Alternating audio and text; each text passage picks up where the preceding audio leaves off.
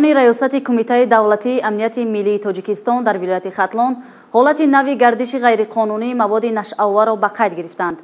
این نوبت در منطقه‌های نزدیک سرحدی از قاچاقبران افغان به مقدار مخصوصا کلان مواد نشئاور مصادره کرده شد. شرح بیشتری موضوع در مطلب همکسبانی ما.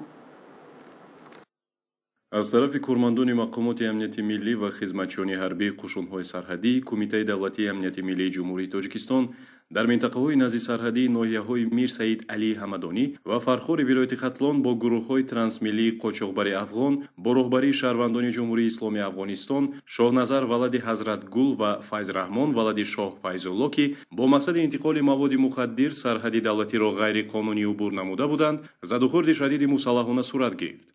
در رفت عملیات جنگی جنایتکاران با آتش جوابی گروهی فوری جستجویی تاب نآورده به سمت جمهوری اسلامی افغانستان فرار نمودند و 2 نفر آنها در جای حادثه بضرر گردانیده شدند.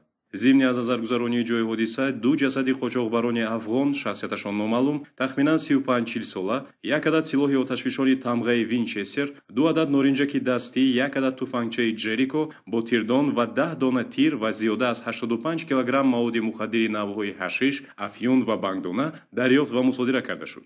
оид ба ҳодисаи мазкур бо дастасии моддаҳои 200 қисмҳои 3 ва 4, 289 қисми 3, 335 қисми 2 ва 195 кодекси ҷиноятии ҷумҳурии тоҷикистон парвандаи ҷиноятӣ оғоз карда шуда тафтишоти пешакӣ идома дорад.